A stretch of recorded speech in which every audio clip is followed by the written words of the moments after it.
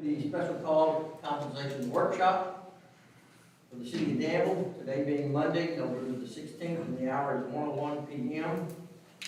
I'll call us to order as we're all here. And item one will be the compensation pay rate scale municipal order number 11-16-01-2020. Motion's been made. Is there a second? Second. We have a second. We are in discussion. We have to go to executive session? Not for this. Not for this. I will offer a perspective in that I was not ready for approval of this order at our last regular meeting. I thank you for not pushing it at that time. It gave me enough time to meet with our new city manager, our new HR person, and learn more about it and get comfortable with it. I still have something in the back of my head to our city finance officer that I would like to see, show me how this expenditure affects us through the years. That's on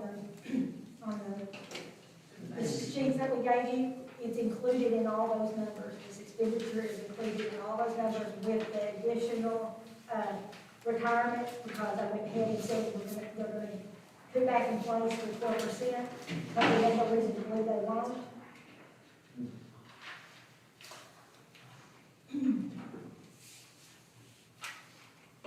And so it's played out over the next several years in that scenario. With all salaries included, including this change. I don't want to drag this meeting on any more than it has to be, because you gotta go through PowerPoint. I mean, let's just take it a little bit at a time and get a clear understanding. The three people watching this might get a clear understanding. Right, so we began the discussion last time, talking about employee compensation and how we want it to be a powerful and strategic tool for us. We talked about the highlights of what your compensation really needs to be, which is we need to have a progressive and develop our pay and benefits philosophy. We want to maintain and compare ourselves with the market.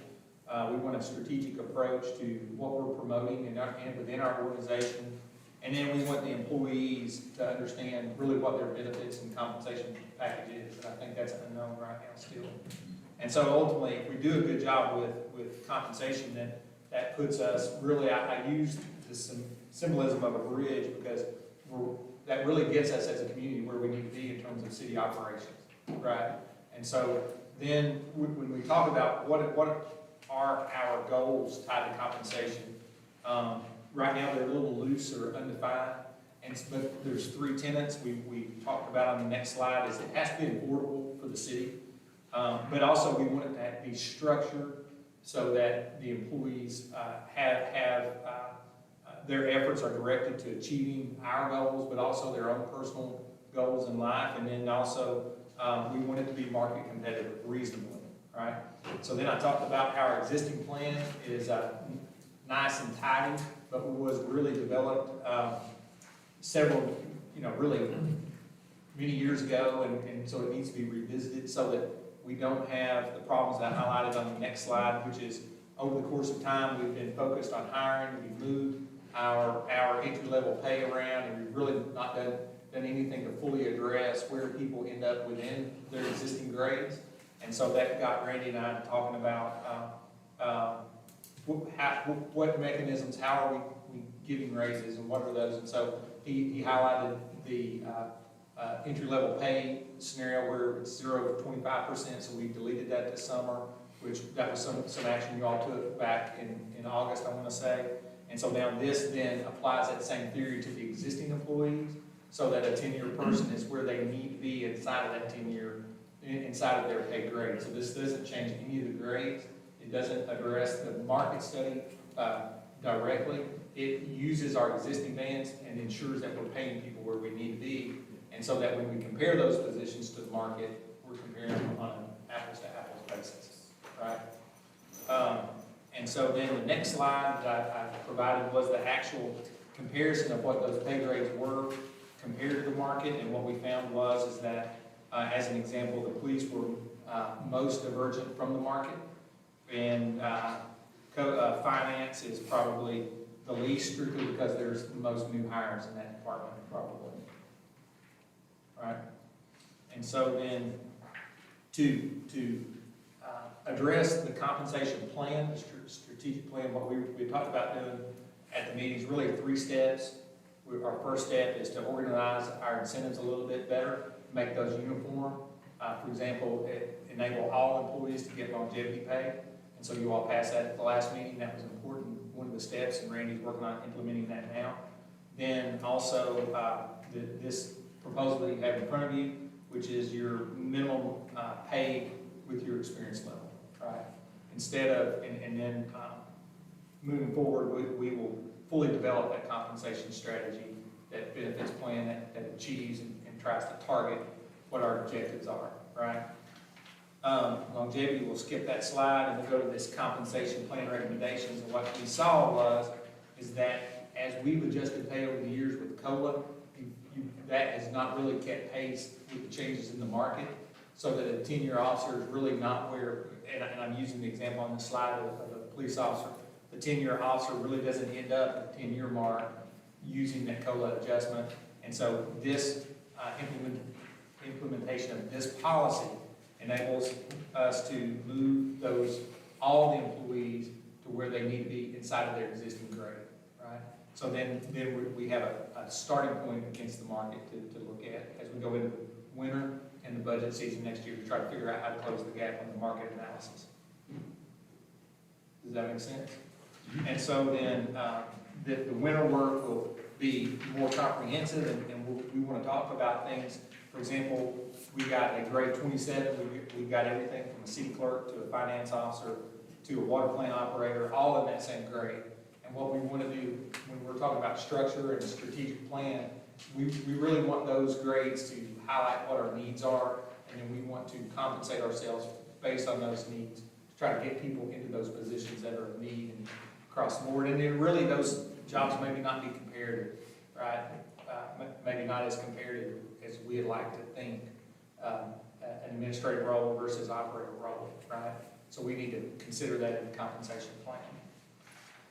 So that's what we talked about, and then you all asked the question about how does it integrate into our existing budget. We had identified that Michelle had worked a lot on updating the pro forma to include the changes that are proposed today. This document that you had at the end of your packet is that full integration with GEP, and Michelle can talk about that a little bit. But when I get into this, I put a note in there for you, and I think she and I generally agree. The hardest thing to look at when you're looking at a pro forma for us is just that capital, that impact of capital. It becomes really negative, and that is the most impactful thing to your pro forma. You talking about fund balance? As you go forward, yeah, the affordability of whatever you're trying to do is, if you pull out all capital, then the pro forma looks much different than you do whenever you're dropping in year 5 with $5 million expenditure instantaneously, right? Makes it look very hard to demonstrate. Michelle can talk about that a little bit, but at the end of the day, the incorporation of this policy change doesn't necessarily affect your pro forma negatively in that sense, more negative than already is when you're overlaying that capital. There's a difference between pro forma versus a balance sheet. Correct. I'm concerned about both. Pro forma is a yearly thing. The balance sheet is something you're gonna live with, if the hole is deep enough.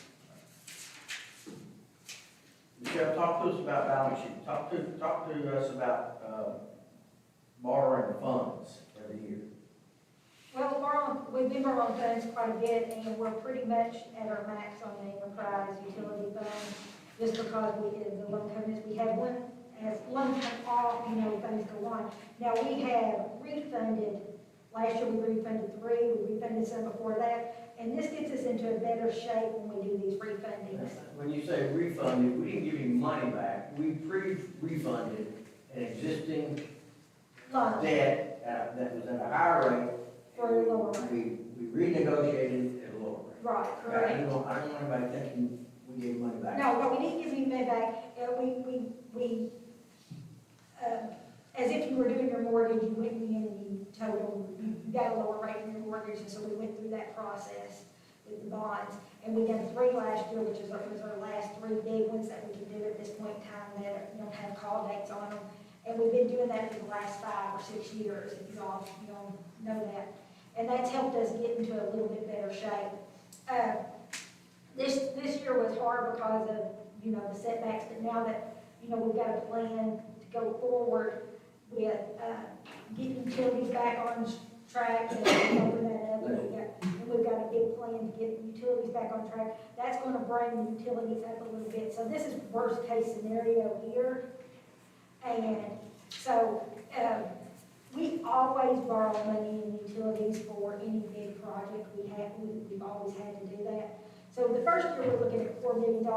That may not have to be a borrowing, because things getting back on the right track, if things start getting back on the right track, or that might be a less borrowing, or to be put in with the one the next year. And we do that sometimes to get a better rate, because if we get what we call a sweep point with bond sales, we get a much better rate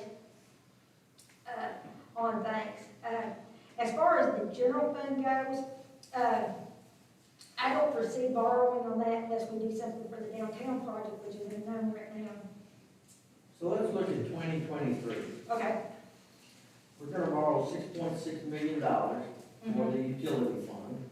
That's stormwater and utility, the majority of that is in stormwater, if you do your stormwater project. And to the left of that number is a $12 million number. What is that? Right next to it. That's the bill number, and the 6 million is the enterprise number. Right, but it is borrowed funds. Right, you have to borrow funds.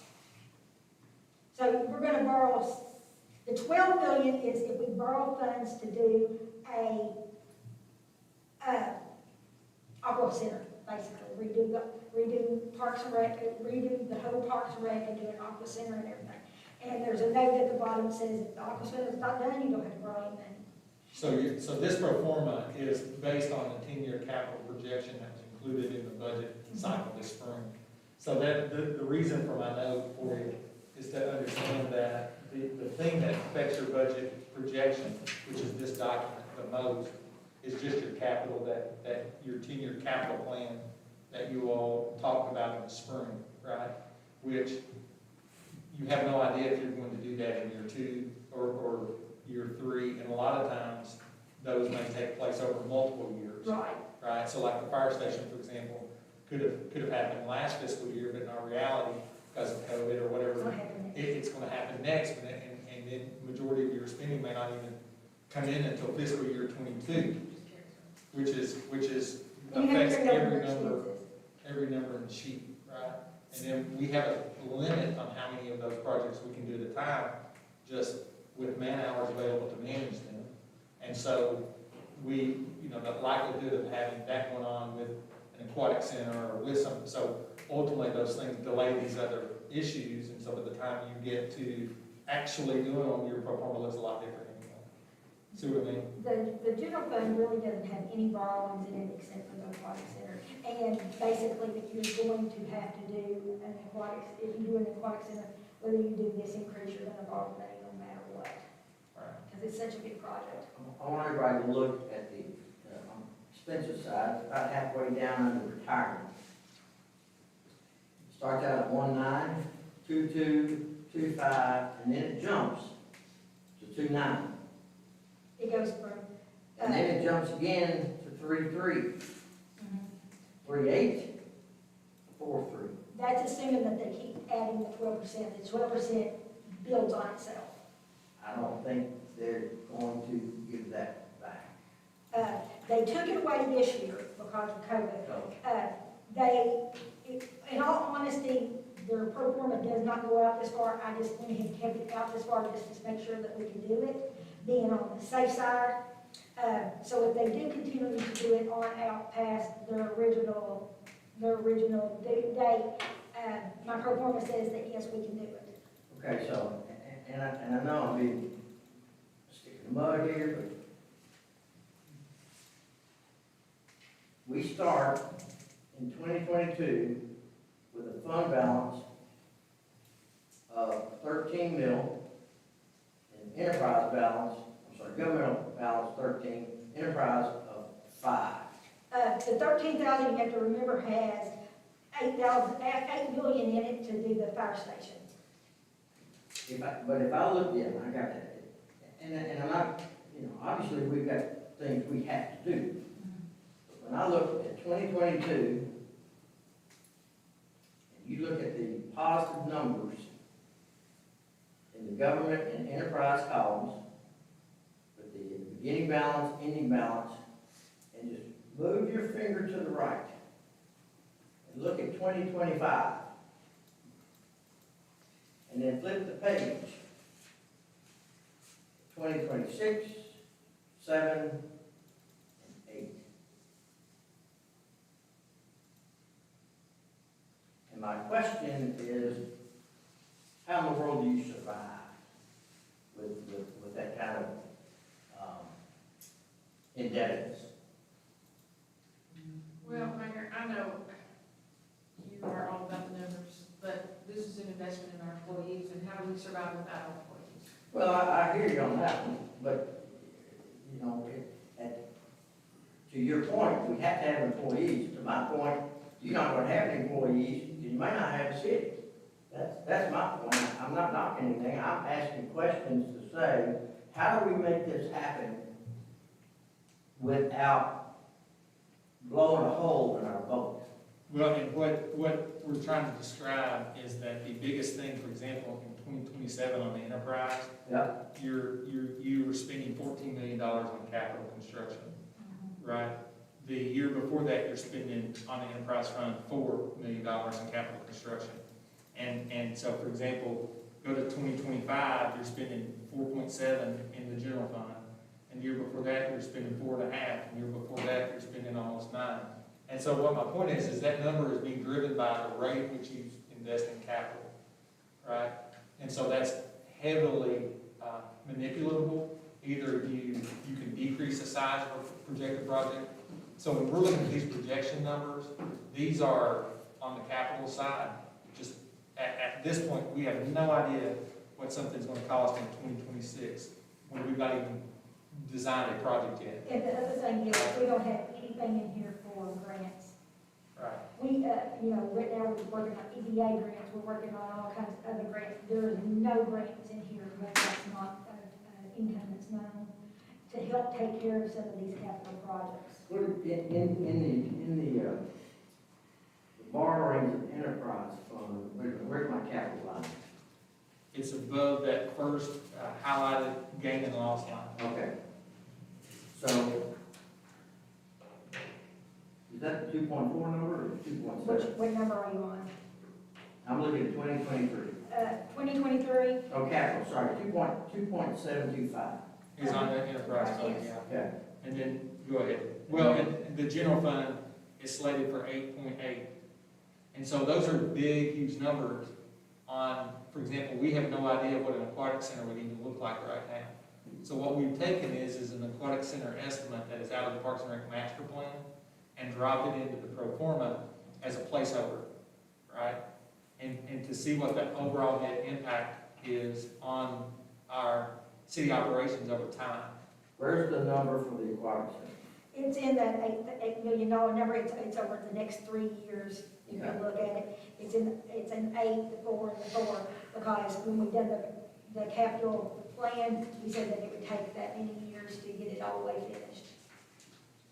So it's part of the 8, 4, and 4. But we're not sitting here, we know that we're not gonna spend $20 million on an aquatic center if we can help it. I don't know. Right. I don't know. That's not what, so we're not, so the reason the pro forma, it looks in the way that it does, that's why I put the note in there about the capital.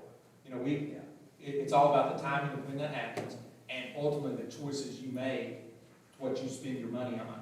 The city commission could say, we don't like swimming, we don't want any aquatic center ever to be talked about again. That changes this whole spreadsheet. Well, to your point, I don't know how in the world this commission, or any commission, could spend capital of 8.8 million, knowing what it does to your fund balances. And the following year, 2024, what's the 4.4? That has different capital items in it, and part of it is the aquatic center. And the year after that's another 4.6. My point being is that, it looks to me like 2023, 2024, 2025, and maybe 2026, I don't know how you can spend capital money without digging your ditch so deep.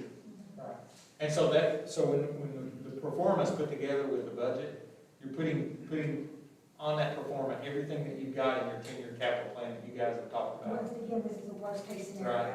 Right. And it's an illustration, and The choices and the allocation are ours. yes, Right. right, and to be made down the road. And if you But say we don't want to do that now, then it gets pushed back, or we want to take it totally out, we'll take it totally off, and that changes the Well- subject. This is how the 10-year capital looks during the budget process.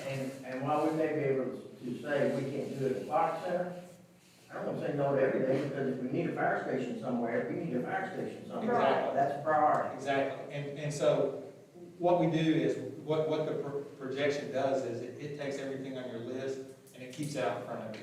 So that, and the pro forma is not decision-based, it is, at that point, it's staff-driven. We've provided numbers for all the things we've talked about, right?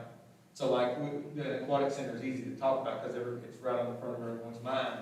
And so we put it in there because that's what we've talked about doing, right? And so that decision, again, is to be made, to be designed. You could do something simple. You could do Summer Splash Park in Somerset. That's a totally different animal, right? This is if we do everything in common. Everything that you all have identified, Right. that we've talked And about, basically, out of all those numbers, the aquatic center is the 12 million that I said we borrow money for the aquatic center. We have to, if we do aquatic center, we have to borrow, that's what I'm saying. right? I'm saying on other stuff, we don't have to borrow money for as of right now, Correct. on the general fund side, that we can do, you know, we have a fire station, we have a couple fire trucks in there, we've got, you know, keeping up our police equipment in there, we've got, you know, upgrades to different things, upgrades to 911, upgrades to, you know, server systems, all in there that we can do. The only thing on the general fund side as of right now that we have on our 10-year capital plan that we'll have to borrow for is the aquatic center. And if you all choose to push that back and not do that, then you don't have money.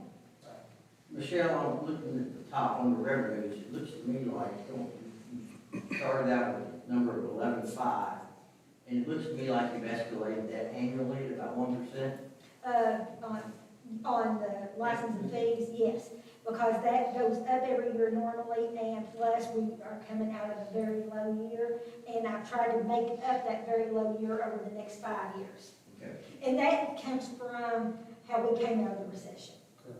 And- That's based totally on how we came out of the recession, that if we do the same thing as we did coming out of the recession, I'm not saying we'll come out quicker or slower, but that is the best thing I had to go by. Same rate of recovery that you had when you came out of the recession. And so again, I'm hoping that's a worst case scenario. I'm hoping that those numbers are low on the revenue side. And then again, I want you all to think, if numbers end up coming in better, or that staff does a really good job and keeps their operating budgets, you know, below things, we always carry, that money always carries forward and can be used for, we use that normally for capital. So, worst case scenario again. And I'm for this, I'm just trying to dissect it a little bit, Yeah. so that everybody can see the decisions that are gonna have to be made down the road. Yeah, we And understand. they're gonna be tough. I appreciate you being conservative on the license and fees, Mhm. but I said about 5.5 years ago, and y'all were there, my worst fear is that the city gets backed into a corner because our income has not grown, competitive with other communities, and yet our expenses continue to march on. Right. And that was before the legislature laid the retirement plan on us. We've had our 2 tax increases on payroll, we've had our 1 tax increase on insurance. Those cards have been played, there's no more cards to be played there. So that's where we start to focus on economic growth and population growth, Thank you, ma'am. which will increase our revenue. Thank you, ma'am. Because you've only got one way out. Right. And now we, And that's it. Exactly. now we will have a plan, we have a downtown master plan, but, you know, we're also,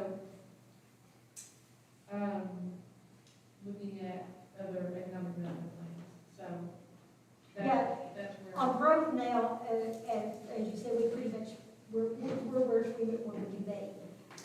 In order to bring in more money, we have to increase our economic development. And you're gonna have to make some tough decisions down there on capital. Yeah, and those are gonna be And difficult decisions. that happens every year. I say that's the most fluid document that we have. Capital just changed during the year that, let's just push that back to next year. And that's always happening. You're always hearing us say, well, we're pushing that back to next year. We're pushing that back to the other year. And we've already talked to the fire department, has already talked to us. One of their trucks, they said, we don't really need a truck that big. We can do a smaller truck. So, next year, that truck's gonna go down. There's a lot of moving parts there that the staff knows that they have to try to keep under control. And is willing to do that, is trying to do that now. Because like I said, I've already talked to the fire, and they've already said, this one truck, we don't need that big of a truck, that was, past, people wanted that, we don't really think we need it, so. You'll see a difference in that, and every year we reevaluate and see where things need to fall, because sometimes things become a priority. As, the fire station become a priority, they become a priority, so we push something else back and put the priority thing first. It happens like that all the time. Again, this is based on what we had during that time, which would be a worst-case scenario. Michelle, on the expenses, salaries, Uh-huh. you have, I would say, a modest increase every year. 2%, How much is it? 2%. She's saying 2%. 2%. 2%, right, 2% would be good. And that is, these salaries is if we are fully staffed at 100% in every Sure. position. That's right.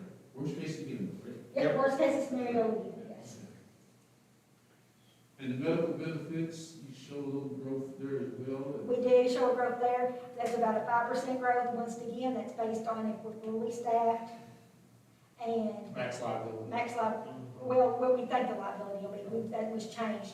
But it's, it's a realistic liability that I have in there now. Well, we're self-insured, we always, obviously we have our self-insured liability on the aggregate cost, so we always try to, when we put the budget to max liability this year, which doesn't mean hit it, that's assuming each person hits it. But It's when not I, a loss.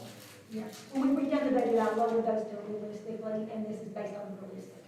So many of our expenses are kind of hard numbers. Yeah, they're fixed, yeah. But the medical can be managed to an extent. It can, and, as we talked in our last meeting, that would be part of our overall analysis, because your medical, well, as long as we're self-insured, a portion of it's fixed costs, the other part's Sure. the aggregate that's the unknown variable with our stop loss limit. And that part is where we budgeted to max potential liability, doesn't mean we'll hit that liability, but like Michelle said, we plan for worst case scenario, best case outcomes. Yeah.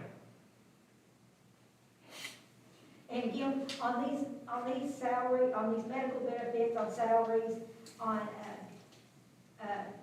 retirement is done monthly, on all debt, all that kind of stuff, you all approve, that says disbursements and debt to other accounts, that's me putting money to take care of all this. This is me putting money so that if my clearing fund, which is what I maintain, gets too low, I can yell stop. On something.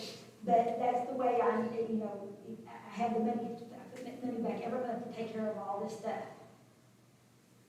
So that when, you know, I get a $5 million bill due for whatever, you know, I have, the money's there, I pay it. In the right, it's in the right account, I pay it. Yeah, well, one has to do with pro formas, because I was looking at one a couple of years ago, and, you know, none of the numbers really match as far as the capital, because you just don't know. I mean, Yeah. anything more than a year or two out, and you're just whistling in the wind, you Yeah. know, so, kind of take those, you know, they're a good guide, you need them, but, a lot of heavy weight on them, but, you know, ever since I've been here, people talk about all the money the city spends, and, but if you look at our true operating expenses, posted notes, pens, paper, they haven't really gone up much in the 16 years I've been here, probably. I don't know, you know, if you adjust for inflation. So the big ticket items are capital and people. And to me, people are capital that we have ignored for a while. And electric, Human capital. and And electric, electric. and electric, What's that? the cost of electric. And If you look down on your But- expenses, and you go all the way down to contractual, that's things that are gonna be fixed. Once you all fix the salary thing, whenever you fix them, they're pretty much fixed expenses to the most part. And I guess my point is that I think it's time that we did invest in the human capital, and if that is at the expense of some bricks and mortar or 4 more tires on the ground or whatever, we're gonna have to make that decision.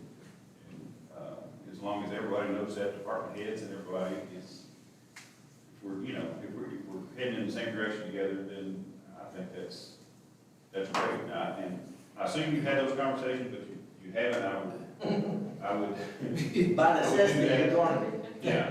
You know, everybody wants a new dump truck, but, you know, how bad do you want it? Would you rather pay a little more or drive a nicer dump truck? And I think, You know. since COVID-19 is here, I think we should congratulate the staff, because the staff has shown their desire, their willingness to cut back on Absolutely. lots of things that we had planned They have and have them sacrificed. do, or see them do, so I think that's sort of already been kicked off in a sense.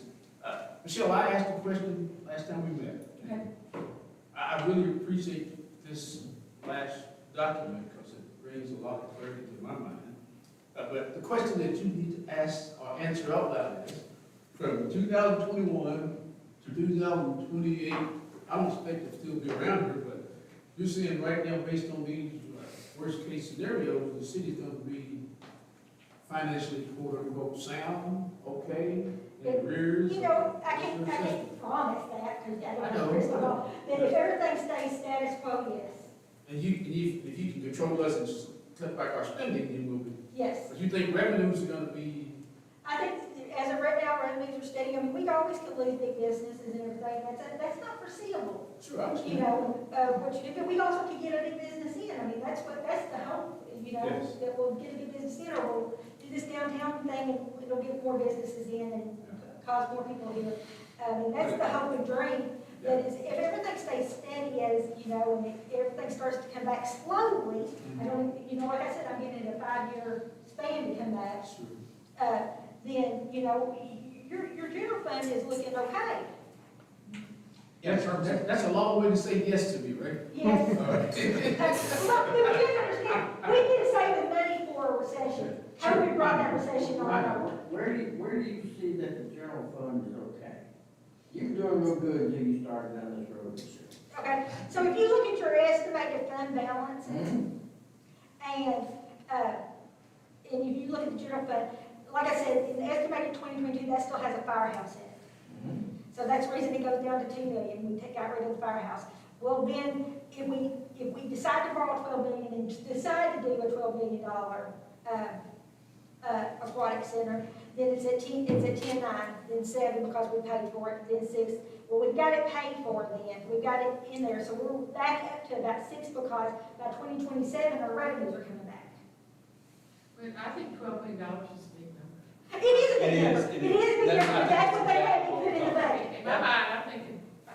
But Well, and that's in the exactly- budget, that's what they have to put in the budget, so that's what I It's not a borrowed. big number to me. Help me It's a understand, good number, but not a big number. help me understand beginning and ending fund balance. I know it's math, Yeah, beginning fund balance is just the ending fund balance from the year before. and so our fund balance, as projected, in a vacuum, Goes down. It goes down, then it comes back up. Fund balance, you have to take out of the fund balance what you borrow money for. The $10 million has $8 million borrowed money. We're holding the same for 2023 at $2 million. so, And this is spendable fund balance money that I have here, because it's on, I have the other numbers taken out of it. Unrestricted. Well, temporary is restricted and and unrestricted. and what is an estimated ending fund balance? Last number on the right of the page in the tank. I didn't want to say the number for fear that it would stick. Well, are you looking for enterprise fund or general fund? He's looking at the year 2028 all the way to the right. In your general fund, you're saying $5.7 million. Where's that show up? On 2028, governmental general fund ending fund balance. 5.07. Yes, yes, yes. So with all that, all the capital, all that net impact, that's your gap. And what I'm saying is you've got $12 million or more that you're talking about spending on an aquatic center that you may never do. So basically, that negates itself. You borrow the money, you got the money, you spend the money. That negates itself. What this is saying is if we do a fire station number 3, a small one, if we do fire trucks, if we do all our ammo and all our police stuff, we do turnout gear when it's come out time enough, we do server increases, we do building increases, all that can be paid for without borrowing money as of right now. Right. And as staff, to be honest with you, it should not offend staff when there's pressure on us to be more efficient. Well, I know, you've always, I mean, they've always And it come just, up big on. it should, but human capital, but you know, the thing that, when you're talking about human capital, the things that helps you be most efficient is when you have experienced people doing that work. And you can reduce that turnover, the likelihood of you having someone there that has enough background knowledge to make a strategic decision that there's payback on. And I'm to be Increases. honest, you got these people up here that are in the next 5 to 7 years can retire, and then you got that middle group, and there's not a lot of people in. Yeah, we've got to figure that out. We've got to figure that out. I mean, if you look in this room, in that middle group, is me and Ashley and Matt. Period. In that middle And group.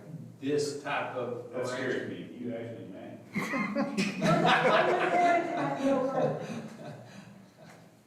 So we gotta figure that out. That's the people that, we're not losing the people that are getting ready to retire, and we're starting to take care of the people down here. But we've got a middle group in there that, you can't run without knowledge.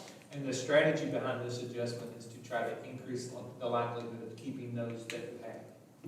I don't think that any of us question the wisdom of the resolution. Well, this is something we need to do, and the rest, as far as promoting growth, and that's on us. So Yeah, I was gonna say that. That's on us. Now, So gonna be on us to, we're gonna make a plan and work the plan. We if haven't it really. work, it's on us. Exactly, and, that's, part of what I've been saying for, several years now, is we haven't ever really had a plan. And now we have a downtown master plan, and now we need an economic development plan, and weave those together and work our plan. And Danville is on the cusp of being a real powerhouse in this state. Probably should have already been. Sure.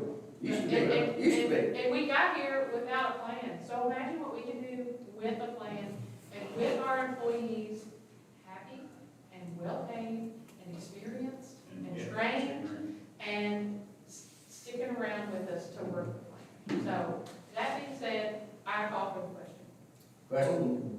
Questions been called? Can I make a comment real quick? No. Can you take your question back? Yeah. Fair enough. Hurry up. What's your comment, sir? This has been a great discussion, and I think that Mike starting off by being concerned down the road is a good thing too, to keep the conversation going.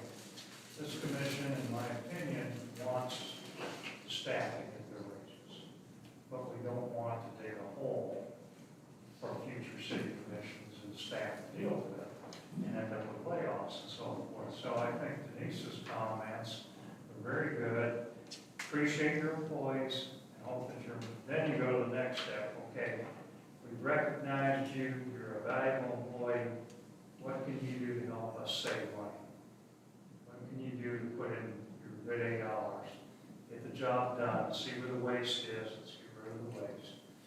And that's- So I think that'll be your next step.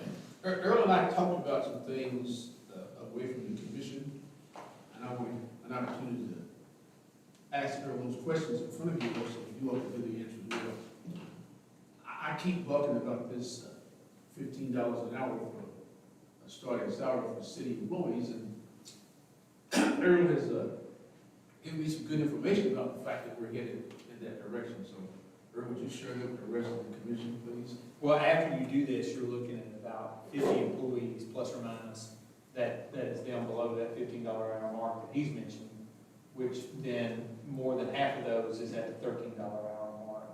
And so you're getting, if that's one of the objectives, you're moving in that direction.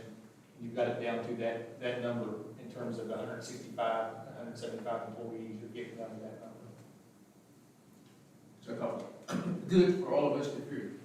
And then the other thing is that if you look at certain departments, we're gonna have people in lots of departments who are gonna be receiving substantial increases, but we're still gonna have a few people in each department who are not gonna be impacted by this at all, or be impacted by this for little.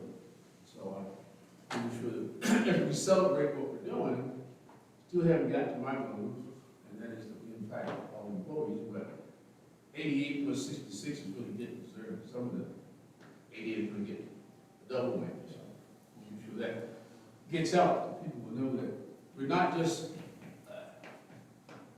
putting new money into salaries, we're putting new money into people who are our employees, and we say we're doing a great job. And, you know, this is not an issue that we can politic on. This is an issue that we do because it's the right thing to do, and it's to take care of our employees who work in the city. And I think it's important, you said, remind me that, it's important to get buy-in from everybody, to that end. I mean, some people aren't going to be affected too much by this, but I think if you know, our department heads, if Rick and Bridget can explain to everybody that, you know, going forward, this is going to be to the benefit, even though it might not be immediate to you specifically, initially it will be, you know. And the This last is something that needs to be done. This gives us time to work on the rest of the work.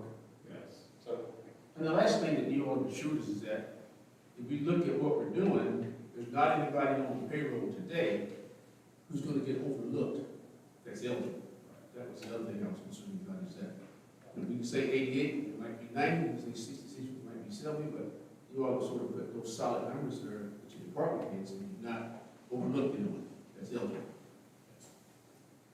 so the next step, if y'all choose to do this, is, like I said, Randy will sit down with the department heads and do the verification of experience, one step with them, make sure he's interpreted the information he's been given, or that he's gotten correctly, and so that that's not just done by him. The department head needs to work with him on that interpretation. And part of that interpretation is, like I mentioned last meeting, these are preliminary numbers, and it's a fluid situation.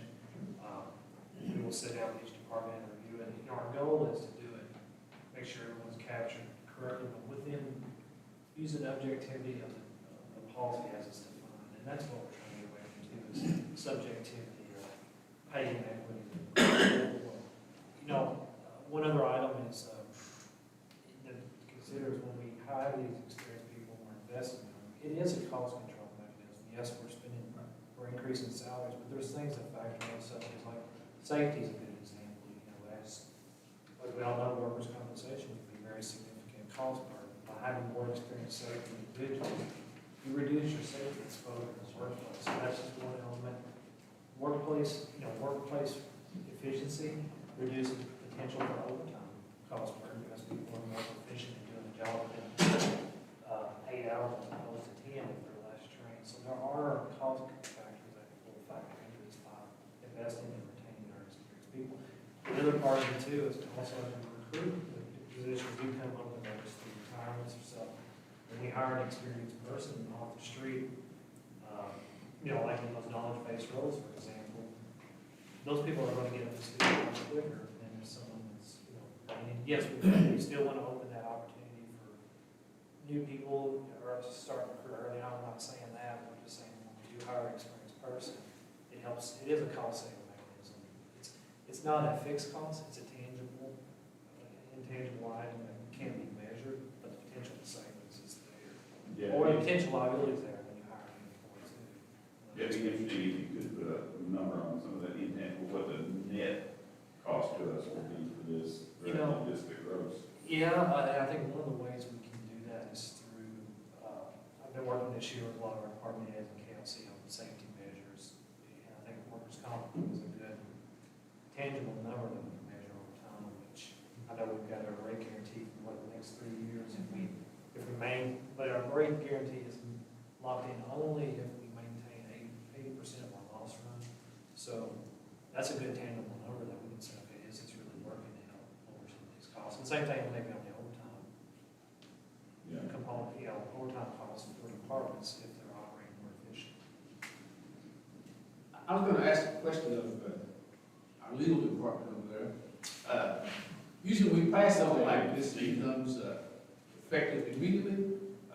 Seeing how there's still some more work to be done, could we set an effective date for this to take place, like the 1st of December or?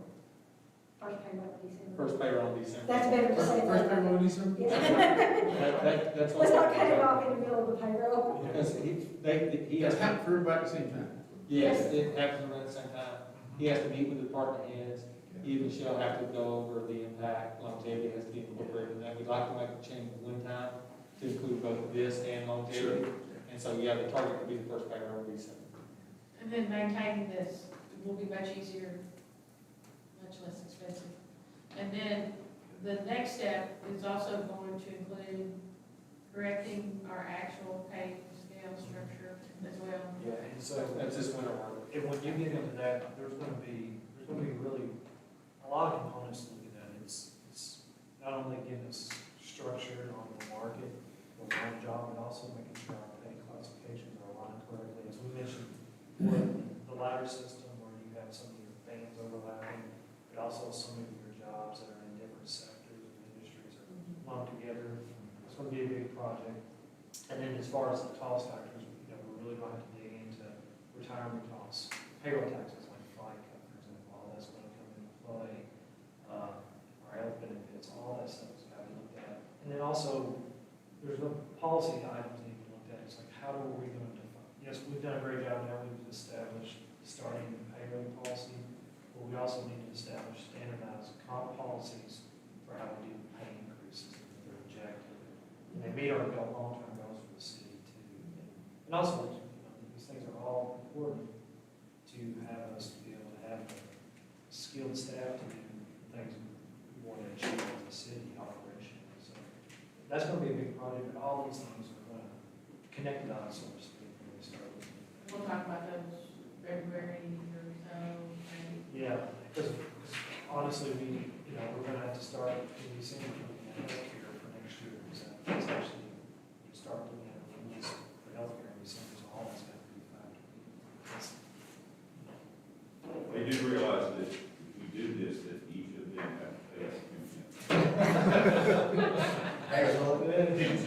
That's like getting the department heads, you just, they need to know. Fine, you're right. What that final. Just for the camera, so Michelle, you going to do that through payroll? Absolutely not. I will not do that for him. Make sure we have a way to call for the question. Madeline, would you like to do I that? would like to call for the question, please. Question has been called. All in, well, we had to do roll call on this, no, it's a resolution, right? No, we need to roll call. Municipal order. It's a municipal order. 1116. Can I request roll call vote? Sure. Commissioner Atkins, Yes, ma'am. Commissioner Terry, Yes. Mayor Paris, Yes, with the understanding that there's some difficult decisions that lie ahead. Commissioner Cottle, Yes, ma'am. Commissioner Saris. Yes. That concludes. On behalf of staff, I would like to thank you. You're welcome.